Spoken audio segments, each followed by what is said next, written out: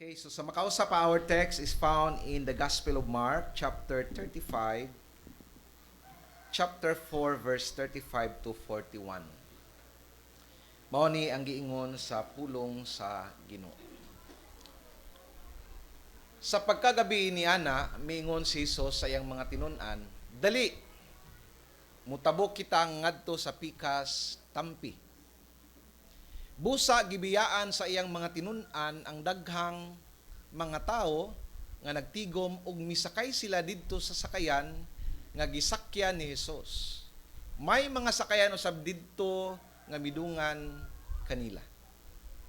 Og sang nagalawig na sila, kalit lang miuros ang kusog nga hangin, sige ang hapak sa dagkong mga balod og hapit na mapuno sa tubig ang ilang sakayan.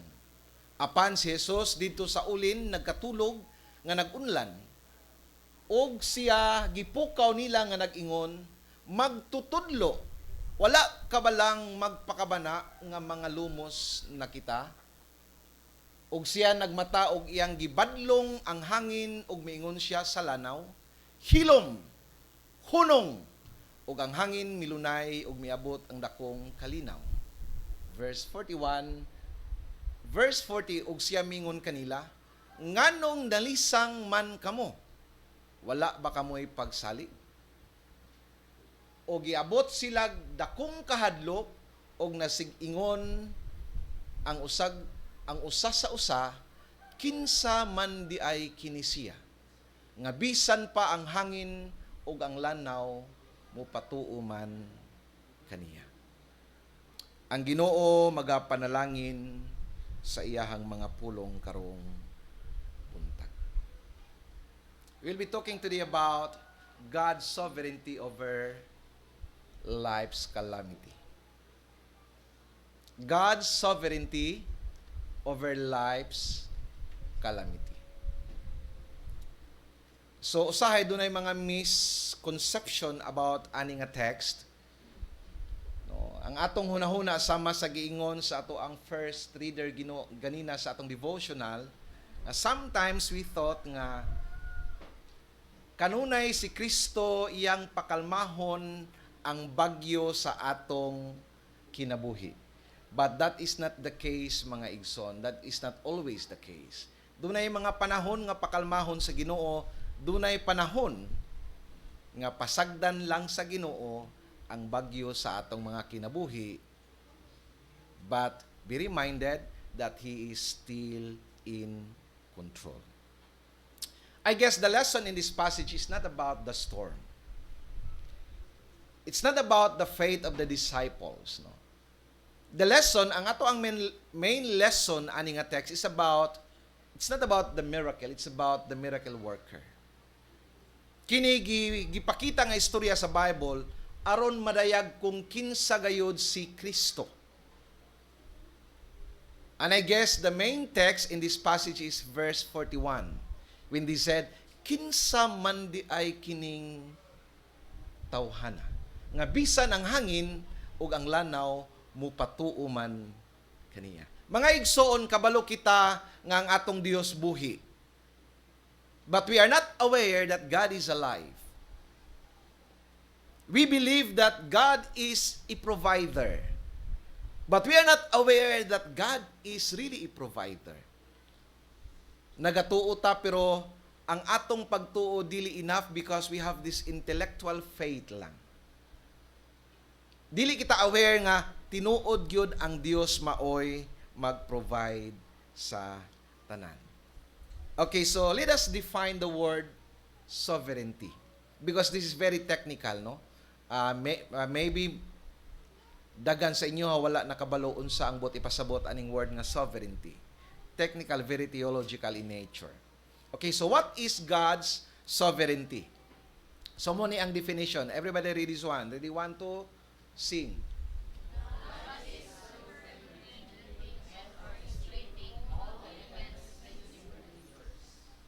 Okay, so when we talk about sovereignty, it means that God is superintending, that God is orchestrating all the events in the universe, including the happenings in our personal lives. Okay? God is superintending, God is orchestrating all the events in the universe. Tanang mga panghitabo sa kalibutan, walay nahitabo nga wala mo pirma ang Ginoo. Walay nahitabo nga wala gitugutan sa Ginoo. Walay nahitabo nga dili kabubuton sa Ginoo. So mga igsoon, ang tanang mga panghitabo sa kalibutan mauni. It's either kabubuton sa Ginoo or it's either gitugutan sa Ginoo. I will say it one more time. God's sovereignty sa atong pinulungan ang iyang buti pasabot ang tanang mga panghitabo. It's either kabubuton sa Ginoo or gitugutan sa Ginoo. And I have to slow my pacing in this part, no? Kay daghay mga panghuna-una na usab nga pag gitugutan sa Ginoo, kabubuton sa Ginoo, not always the case. Lahi ang kabubuton sa Ginoo, lahi ang gitugutan sa Ginoo.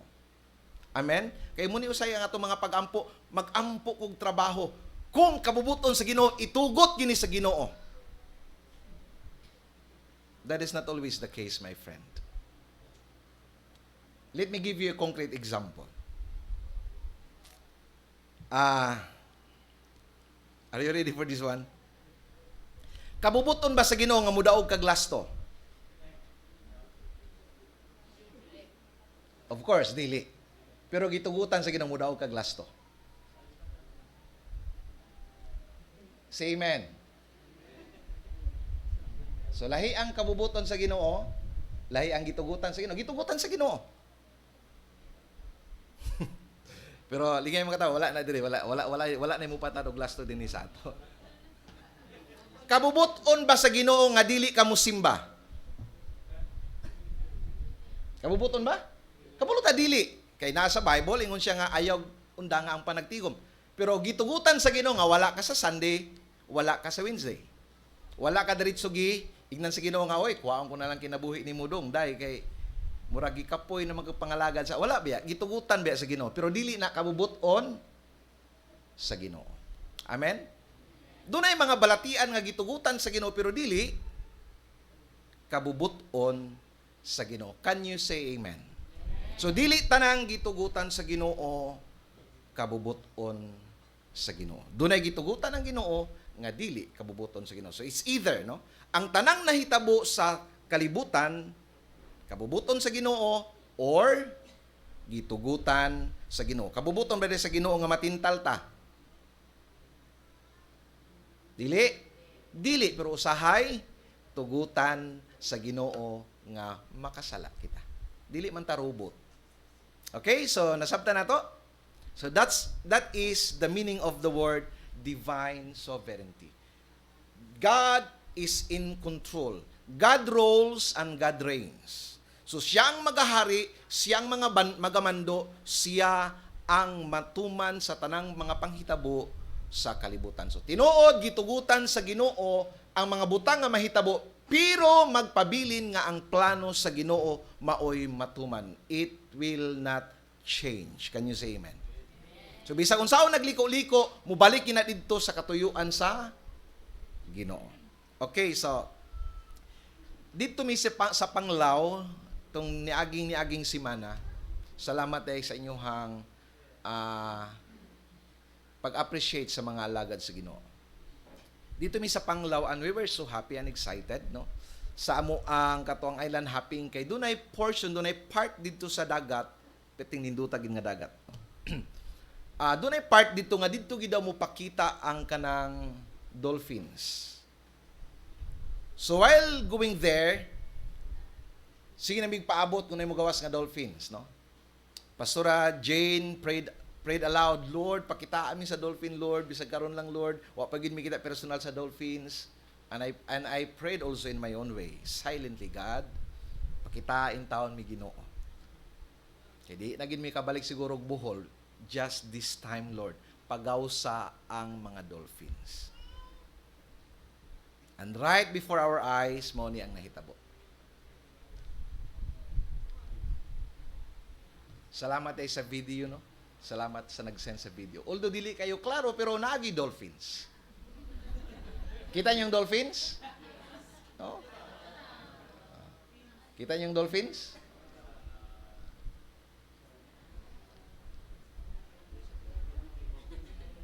Yan.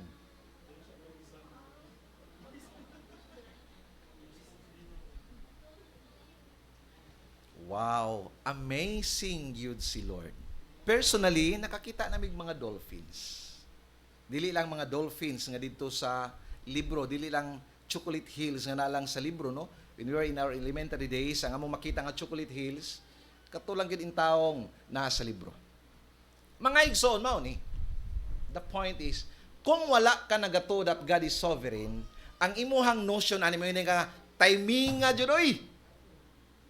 Maigi kay maniming ba ang kanang driver sa bangka ba?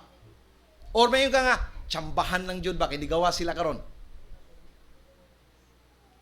Or may ka nga swerte lang jud pastor. Di gina sila bugawas ba pero swerte lang gikay nga nigawa sila karon. Kung wala ka nagatuo sa divine sovereignty. But when you believe on the divine sovereignty of God, ang imong reaction would be this one: Lord, thank you nga imong yung ipagawas ang mga dolphins. So when you recognize that God is sovereign, ang imong notion will always be, Lord, thank you. Mga igsoon, walay timing, walay tsamba dinhi sa kalibutan, walay aksidente. Hala, na-aksidente si Brad sa motor. It's not an accident. Gitugutan sa Ginoo. Walay aksidente nga nahitabo sa kalibutan. God knows them very well before it happens. Amen? So, kung ang imuhang kining doctrine about divine sovereignty, tinaw-linaw kaayo, ang imuhang notion will always be, Lord, thank you. Kapila na mo naka-experience, kanang gabi na kayo din nag-atang ka og sakyanan, nga permitti puno ang sakyanan, and then nag-pray ka sa Ginoo, Lord, just this time, Lord, pasakyain taon ko. Nya, timing ka dito gid sa imong gitindugan, ni hunong ang sakyanan ni nanaog isa, ni puli kag sakay.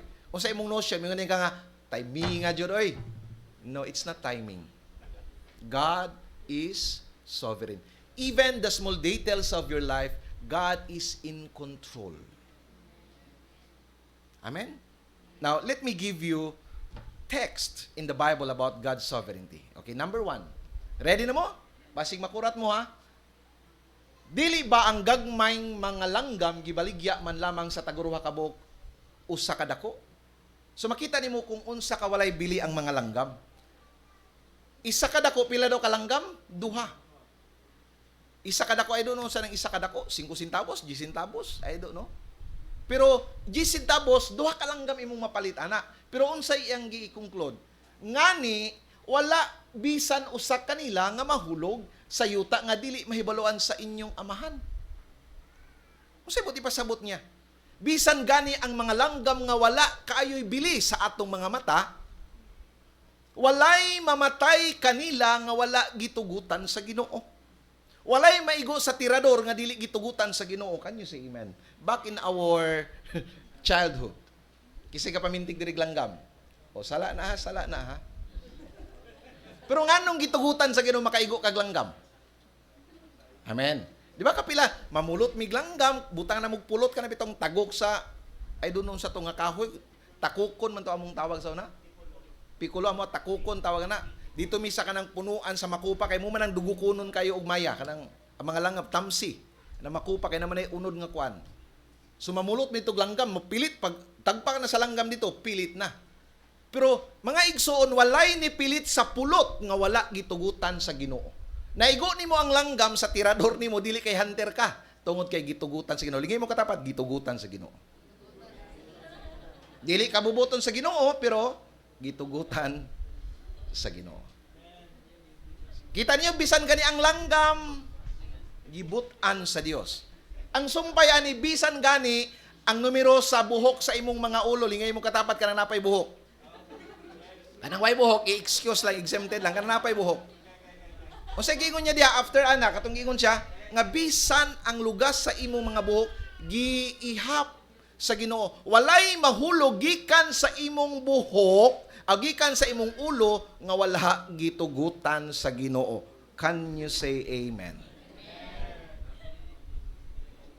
Ya, busy kay tag pagpatubo sa buhok no. Ayo. Gitugutan gani sa Ginoo. Okay, so another text, no? Deuteronomy 32:39. Tan-awa ninyo karon nga ako, di na ako maklaro dito ba kay maigo sa electric fan ba? Walay Dios uban ka nako. Ako ang say it one more time, di ko kadungog. Ako ang magpatay ug ako ang magbuhi. Walay aksidente. Na aksidente, pastor, namatay. No, it's not an accident. God allowed nga mamatay siya. Amen. So siya ang magbuot kinsay buhion sa Ginoo, siya ang magbuot kinsay patyon sa Ginoo, siya ang magbuot kinsay pukawon sa Ginoo, siya ang magbuot kinsay bagunguton unyang gabi.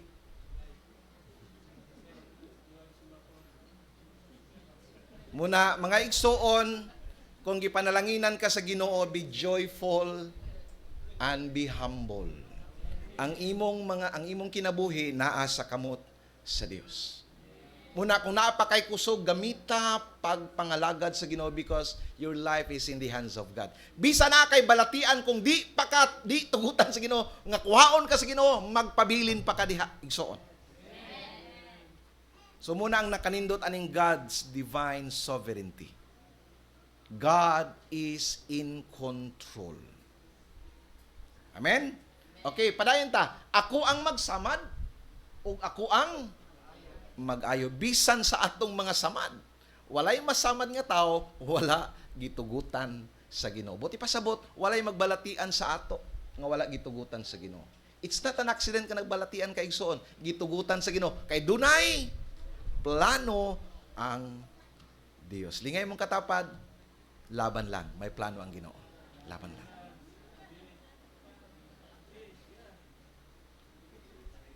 Another text. Proverbs 16:33. Magripa ang mga tao aron mahibaluan nila kung unsay hustong desisyon. Apan ang tanang desisyon nagaagad sa pagbuot sa Ginoo. Unsa ning ripa? Sa unang panahon kanang magkuan bitaw sila kanang casting of lots. Kanang nakoy 5 katukog, example 5 ka tawo, nakoy 5 katukog.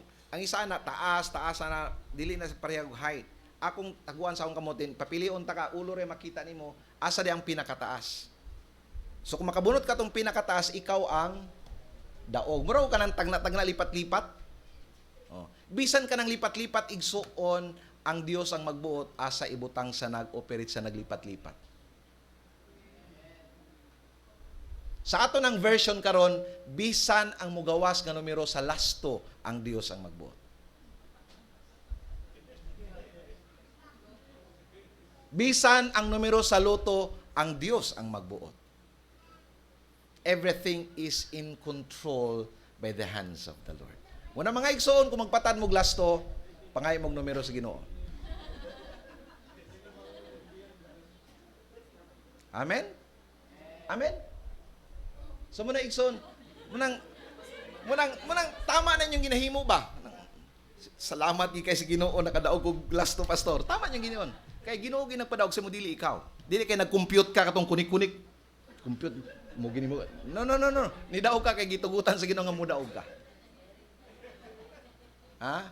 Pero basig mga imong number sa ako niya, pastor, basig ikaw ragdol-dol ka sa Ginoo, pastor, basig nagipadayag ang Ginoo sa imo niya. Magsabot lang taw niya, sabot na. Okay, so walay aksidente sa kalibutan. I'm trying to teach you that God is in control. Okay, another one.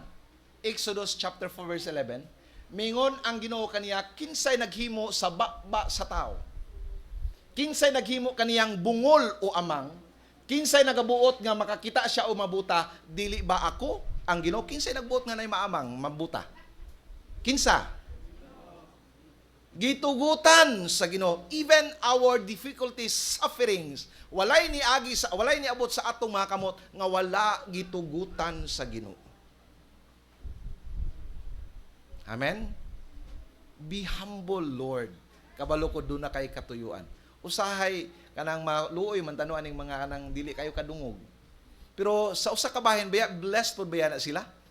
Kanang kanta ni Freddy Aguilar sa ingon nga, mapalad ka o kaibigan, napakaingay ng mundo, sa isang binging katulad mo, walang daing, walang gulo. Di ba? Sa atong tanaw, luoy sila, pero sa kabayan, bless sila. Because they cannot hear the chaos of the world. They cannot hear the bad news around you. Nga maka-stress sa imo, maka-depress sa imo, maka-anxious sa imo, sa ila, wala. They were just happy. Amen? God knows what He is doing. And it's always for our best. Another text. Kaya pa? Another text. Daniel chapter 2 verse 21. Siya ang nagabuot sa dagan sa panahon. So siya ang magbuot, mag-ulan, mag-init, magbagyo, siya ang gabuot. No? Siya ang nagpapahawa sa mga hari o siya usab ang nagabuot kung kinsa ang magahari. Okay. Nahitabo ang atong election last week. Tama po ba? Some of you nag-ingon, nidaog sila kay namalit magugbuto. Mali. Nidaog sila kay gitugutan sa Ginoo nga sila ang mulingkod sa trono. So, kung inanay mong perspective, dili ka mo blame og tawo. Dili nimo tan-aw nimo kaugalingon nga luuya kung laban nagdidagan ka, luuya nako, wa ginahigugma sa ako igsuon, gigugma ka sa mga katawhan. Ngani lang ang gusto sa Ginoo siya dili ikaw. Amen? Amen? So it does not mean nga they are better than you because silang nidaog. No. It so happen lang sila ang gusto sa Ginoo nga mulingkod sa trono. So wala sila din na kay gibuto ninyo. Ang inyong buto instrumento lang nga gigamit sa Ginoo aron sila ang mabutang sa ilahang nahimutangan. Palakpakan nato ang Ginoo. Okay, another one. Proverbs 19:21. Daghan kitag mga plano apan ang plano sa Ginoo maoy matuman. So igsoon you can make a lot of plans. Asa ka mag-eskwela, kinsa imong minyuan, asa ka magpuyo-puhon, pila ka buk inyong anak, no? Sa pa. Plano mo og negosyo, sa pa. Plano mo asa inyong retirement plan, asa inyong memorial plan, no? Naka-apply na ba tanan og memorial plan? No? Anyway, natay igsoon diri nga kuno no? So, makaplano ka igsoon, walay limitations. Pero pag andam danog eraser, lingay mong katapat pag andam danog eraser. Kay dili ang imong plano ang matuman ang plano sa Ginoo. You can make plans, but it is always the plans of God that will prevail. Amen? So, yun ana, ka-in control ang Ginoo. So, mga igsoon, ayaw kaibog sa uban. Lahi tag istoryas kinabuhi. Gusto po ko mamilyonaryo sama niya, lahi imong istorya sa iya. All you have to do is to follow the path, the plan of God para sa imo. Di man siro ka mahimong dato sa maniya, pero nagi kay ika-istorya. Amen? Because you have your own story to tell. Ayaw pangupya sa uban. Ayaw gaya-gaya sa uban. Because we have different stories, mga igsoon. Okay, so going back to our lesson. Christian life is not a storm-free life. Dili mo pasabot nga kung Kristohano na ta, matinud-anon ta nga nangalagad sa Ginoo, immunized kita, vaccinized kita sa mga calamity o sa mga storms sa kinabuhi. No. Tanan kita makasinati sa bagyos kinabuhi. Regardless, matinud-anon ka o dili ka matinud-anon nga Kristohanon. Nakita nato sa Bible, even Job, no? Si Job nakaagi og storm sa kinabuhi, even in his faithfulness. No? Okay, so One call can completely change the direction of your life. Just one call. Gitawagan ka, Pastor, mauna ni Pastor, ma-promote daw ko Pastor, himuon daw kong presidente sa Pilipinas. One call can change your life differently. Just one call. Sa una, bike lang ka, karon wala na. Baklay na lang kay presidente na sa Pilipinas. One laboratory test can completely change your life. One laboratory test. Kasi nakarelate. Pagtaas ay mong sugar, wala na, talang-talang na dahin ka. Oh my God, nung na ni Lord. Because we are not in control. But God is in control. Okay, so this morning, I have 5 lessons to share from this story. 5 lessons. So, mga estimate na ko ani mga alas 3 ta mahuman. Okay, 5 lessons, no? So, storm may come without permission. Dili mananghid ang bagyo sa kinabuhi igsoon. Lesson number 1. Are you ready? Tingnan siya mga tapat. Are you ready? Uyog ka sa. Uyog ka ba si Katulgon? Okay, so lesson number 1. We need to rest. Tingnan mga tapat, we need to rest. On the other side, we need to rest. Kung tanawin ninyo ang background aning story, si Jesus Christ was so busy ministering to the people. So, gasunod-sunod ang mga katauhan sa iyaha, and when he felt that he was kanang physically exhausted, he decided to withdraw from the crowd. Ingon siya sa mga tinun-an, manglakaw kita gikan ni ining dapita, mutabo kita dito sa pikas tampi. Makita nato din nga si Jesus Christ mismo, gikapoy jud kaayo kay kung makita nato katong dito sa katong grabe na gid ang bagyo, pero si Jesus Christ tulog lang man gid gihapon. Murag daw sa giduyan lang siya gikan sa mga hangin tungod siguro gid sa kakapoy ni Jesus Christ ministering to the crowd. Mga igsoon, dili daw tan magtrabaho. Dili daw tan magministeryo. Dili daw tan mutabang sa imong isig ka tao. Pero you have to honor your body. Di nga mo katapat, you have to honor your body.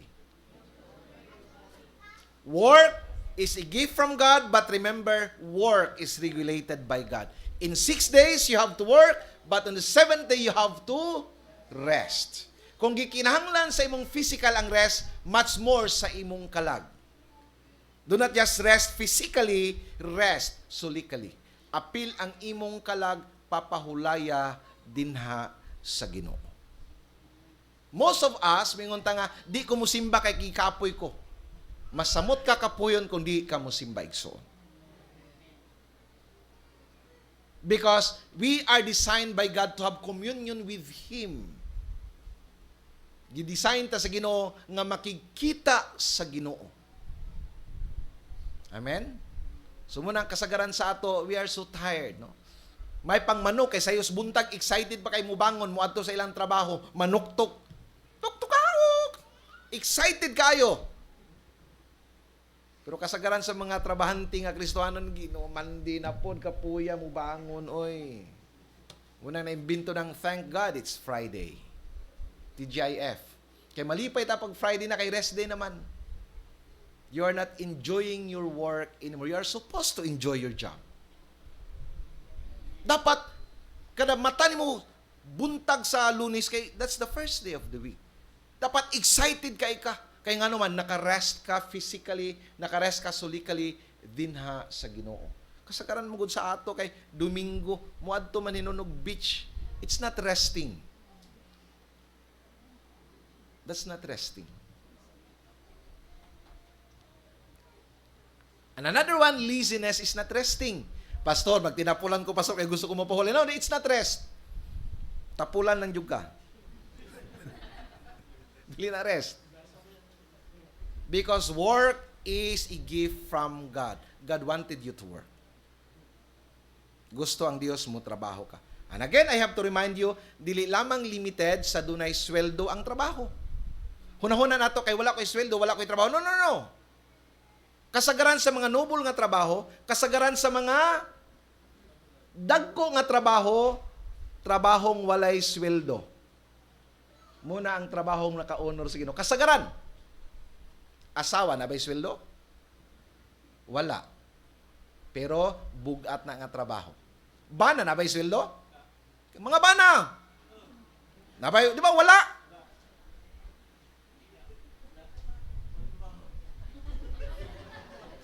Ang atong una-una, pag way sweldo, dili na trabaho. No. Most of the noble job is volunteerism. So ayaw, never think, no? Wala mo ko'y pastor, wala ko'y income pastor, wala ko'y trabaho ba? No. Kanang pagkatiman sa bata, dili na trabaho. That is the most noble job that you can do to your family. Okay, so dagay mga misconception about work, pero that's not our lesson today. No? Dili na mga atong lesson. Tabuk ta kay basig kuan ko diya. So again, God give us the Sabbath to rest physically and to rest solically. We have to rest. So mga igsoon, kanay mong rest house, puy kaya nagag rest house sa bukid, walay nag-rest. Magpabuhat ko rest house ito, pastor. Para sa nabrad, para pahulayan, pastor. Nagtuig na lang, wagi siya kato siyang rest house. Amen. Because we are living in a society that go and go and go and go and go and go.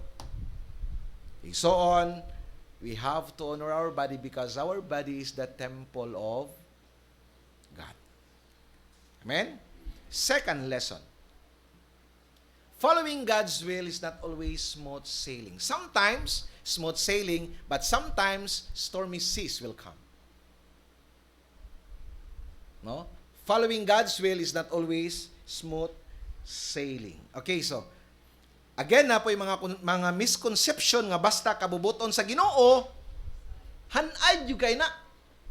Pastor, pag kabubuton ni sa Ginoo, pastor, plastar gi kay ni pastor, ihanay sa Ginoo ang kuan, ihanay sa Ginoo ang kuan, ihanay ang Ginoo sa kuan, ihanay ang Ginoo sa kuan. Ngano dili makahanay ang demonyo? Mubitaw nang dunay gitawag na to counter gifts, counterfeit giftings. Ngano ang demonyo di kabalo mo gitara? Gitaris may kay mo gitara, gasa gini sa Ginoo, pastor ba? Ngano ang demonyo di makahatag og gasa? Makahatag og. Mga igsoon, it does not mean nga smooth sailing kabubuton sa Ginoo. Di ba? Katong nagpatad ka glass to, di ba? Smooth sailing kayo. Gi-provide gid sa Ginoo pong pampatad niya, ni daog pa jud ka. Kabubuton gini sa Ginoo. No. Dili ina kabubuton sa Ginoo igsoon. Amen. Okay, so dili always nga ang kabubuton sa Ginoo is smooth sailing. Okay, makita nato sa atong story karon, sa story in verse 35 nga nakasinati sila sa bagyo tungod kay nagsunod lang sila sa gisugo ni Kristo sa ila o sa gisugo ni Kristo. Dali kamo. Manakay kita sa baruto, malabo kita ito sa pikas daplin. So, they were experiencing this great storm, no? It's not just an ordinary storm, great storm. Kay pag maingon na gani, pag ang kanabitawng mga mangingisda na kay miingon nga, Ginoo, wa pa ka nagpakabana mga matay na ta. Pag ang mangingisda na kay miingon mga matay na ta kana, mahadlo ka na. Sigurado mga matay na ginmo kay kana, experience siya man nila. Pero kung ang mga mangingisda gani ana-ana lang to sabta nagkuan-kuan ang baroto, okay pa na. Bisag kusog na mabuti pa sabot, kaya ra na. So, pero makita nato that they were so terrified. Naka-experience sila ani nga storm because they followed the will of God. They obeyed the will of God. So mga igsoon, following God's will is not always easy. Dili sayon. Dili hanay. Sa dihang misunod si Abraham sa Ginoo, unsay gipahimo sa kang Abraham sa Ginoo?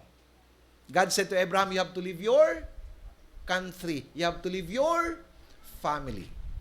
He was detached from his comfort zone. Sayon ba? No. Hanay ba? Kanang ibulag kasi imong pamilya, hanay na? No. It's painful. But he has to obey the Lord. Asa si Abraham pagkahuman, he was wandering in the desert. No? Trusting, obeying and trusting God, dadon siya dito sa promised land. Wa siya kabalo. naglatagaw, just following God's will. Igsuon God's will is not always easy. Ikaduha, si Pablo. When he obeyed God, unsa nahitabo sa kinabuhi ni Pablo? He ended up in prisons. Kapila na priso. Kapila na shipwrecked. Tama ba? Nasakay baruto, naguba ang baruto. Nalunod sa tungas, may na lang. Wala gitugutan sa Ginoo nga kuha nilang kinabuhi. Kapila siya gibato. Kapila si Pablo hapit na matay. Kapila si Pablo gilutos. Dili tungod kay badlungon si Pablo. Naka-experience siya tanan ani sa iyang kinabuhi tungod kay nagtuman siya sa kabubuton sa Ginoo. Another example, Jesus Christ himself. He said, God, if it's possible, let this cup pass over me, but not my will, your will. How I wish no kanang inana nato mga pag-ampo, Lord, it's painful, God. Ang akong sakit, painful. Ang akong kahimtang, painful. But Lord, let your will be done. What a prayer. When Jesus obeyed the Father, He ended up on that cross. Again, following God's will is not always smooth sailing and it's not always easy. Sometimes God allow you to experience, no? Kana mga steep mountains, mga rough roads, mga stormy seas of life.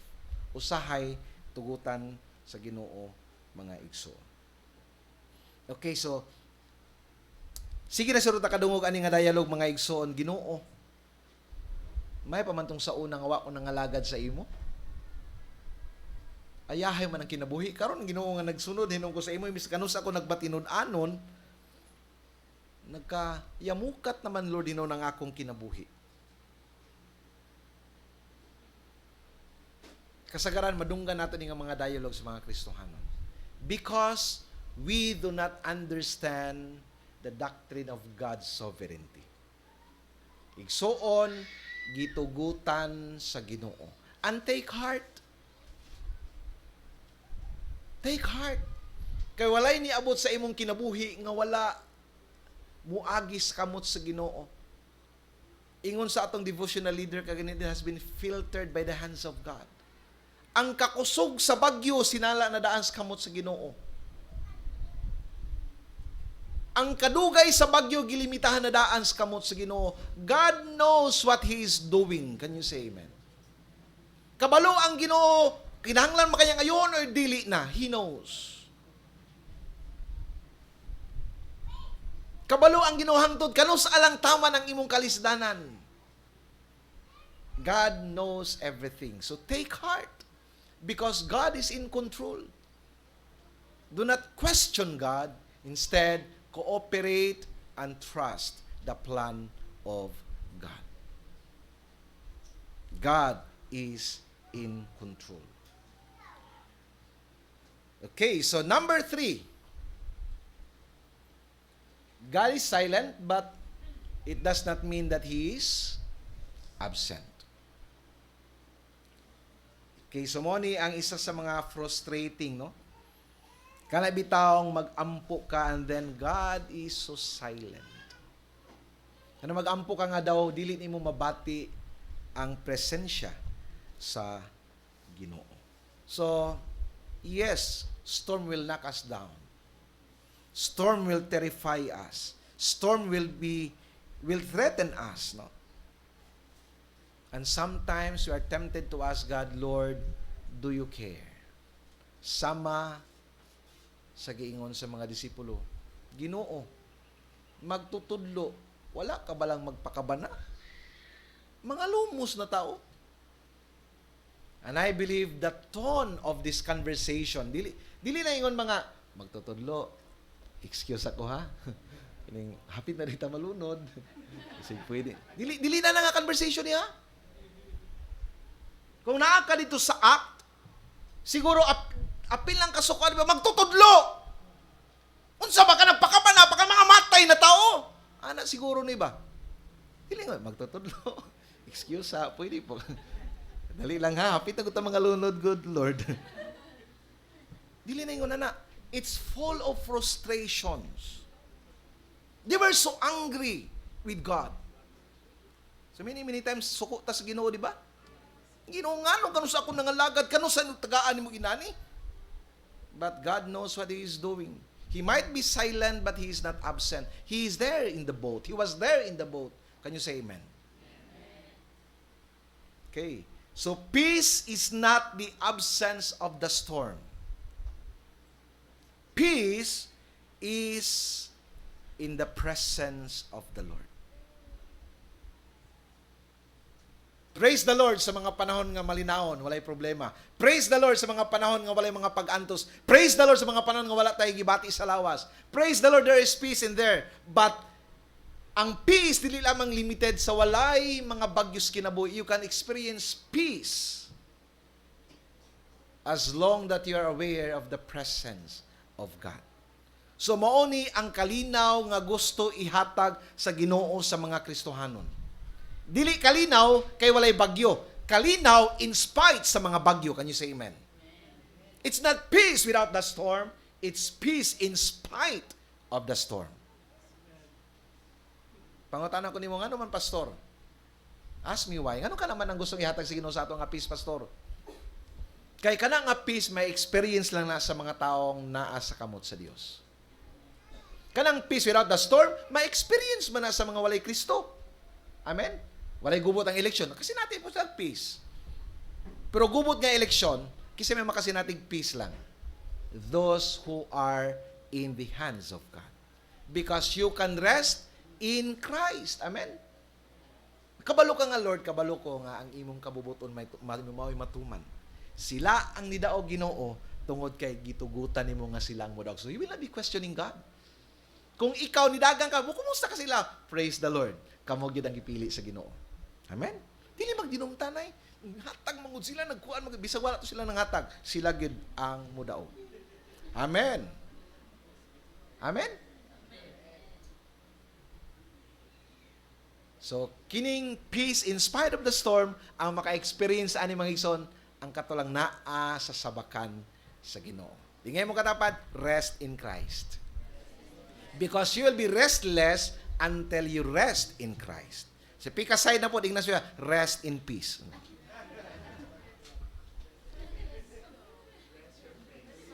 Rest in peace because you can rest in peace if you are resting in Christ. So again, many times I have preached this one. Resting in peace is not for the dead. It's a false hope. No? Makita nato sa mga patay, kasagaran, tanang cross na RIP. No, it's false. Dili tinuod. Dili tanang namatay naka-rest in peace. Ang naka-rest in peace katulang namatay nga naa sa kamot sa Ginoo. Muna kung karon naa ka sa kamot sa Ginoo, you can rest in peace. It's not for the dead, it's for the living who trust in the Lord. Amen? So muna bisag bagyo ang imong kinabuhi, you can rest in peace. Okay, so God is silent but He is not absent. So our peace must be grounded on the presence of God, not on the absence of the storm. Lesson number 4. Our main problem is not our problem. Tingnan mo katapat. Our main problem is not our problem. It's our face. Ano na dito? It's si Mian rin nakakuan. Mga tagas ng high IQ, mga taas at IQ, dali mo na makakuan. Our main problem is not our problem. It's our lack of faith. Mo gini atong problema. Ang kwarta dili gini mo na problema. Ang imong problema ang kakumay sa imong pagtuo. Ang imong problema, ang imong balatian di gini mo na problema. Ang imong problema ang kagamay sa imong pagtuo. Ang mga bills dili gini mo na siya problema. Ang imong problema ang kagamay sa imong pagtuo. Unsay gingon ni Kristo? Og siya mingon sa kanila, nganong nangalisang man kamo? Wala ba kamoy pagsalig? So our main problem is not our problem. It's our lack of faith. Kanabitang, ang atong focus naka-shift na sa atong problema. Ang atong focus naka-shift na dito sa bayronon. Ang atong focus naka-shift na dito sa atong medications. Ang atong focus naka-shift na dito sa ato ang mga monthly bills and obligations. Wala na dito sa ato ang provider. Diha na magsugod ang problema. Unsay nahitabo kang Peter? While he was focusing on the Lord Jesus Christ, he was able to walk in the water. So, can you imagine? Nakalakaw si Pedro ibabaw sa tubig. Kisa may makahimo na. Suwaya na to. Kisa na ipagto sa Ginoo, bitas kamot. Kipasoyo na to lakaw sa... Dito sa tunga-tunga, dito sa laod, yun natin ibutang. Okay, be? Tanaw tayo mong faith, be? Sige daw. Be? Kaya kung mangutan ako, kasi na yung pataas kita kamot. O sige, ato taglaw daw. Balakot ang ibabas tubig. Igsoon mo nagingon sa Bible, if we have just faith like a size of a mustard seed, most of the time we claim that we have faith. Tinood we have the saving faith.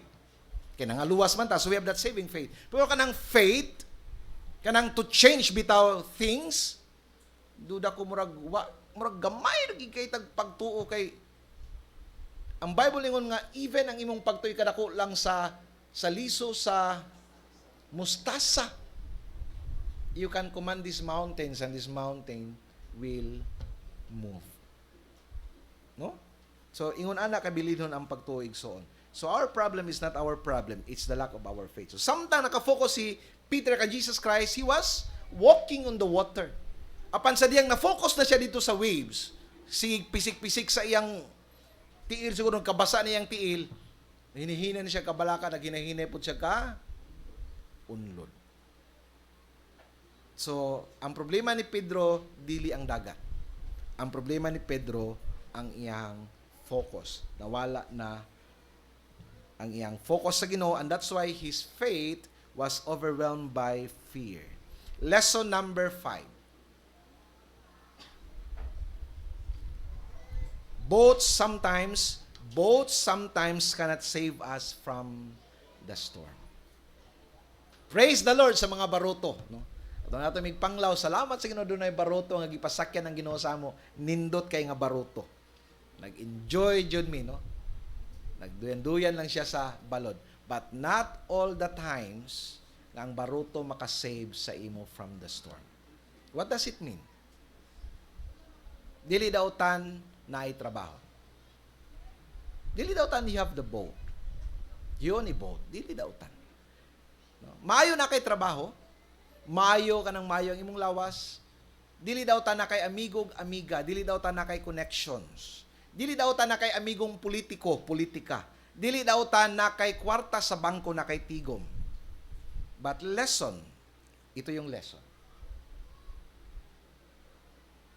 There will be times that God will send you a storm that even those connections that you have, even your money in the bank, will not able to save you. What's the lesson behind this lesson? So do not put your trust on man. Do not put your trust and confidence on your job. Seek ye first the kingdom of God. Igsoon, wala pa na niabot ang bagyo. But bagyo will come definitely. It is just a matter of time. And sometimes, your job will not able to save you. Aron pahinumduman ka that your stability, that your security is not in your job. It's not in your money. It's not in your good health. It's not with the people around you. It's not with your connections. It's not with the church. Aron pahinumduman ka that our stability and security is in the Lord. Una mga igsoon, give your best to God. Ayaw tagaig salin-salin ang Ginoo, salin sa imong oras, salin sa imong finances, salin sa imong commitment, salin, puro salin.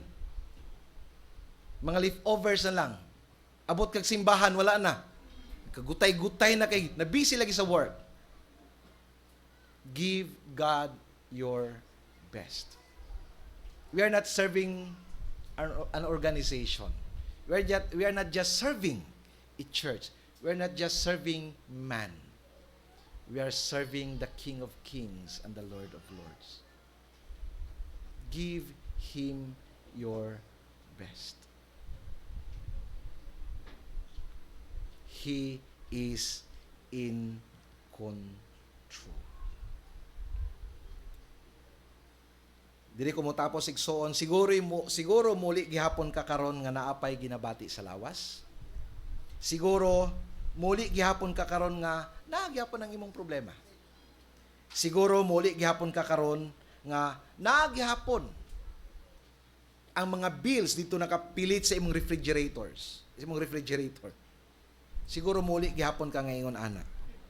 But I pray that your perspective will change. Not anymore healing, not anymore provision, not anymore solution of the problems, but the presence of God.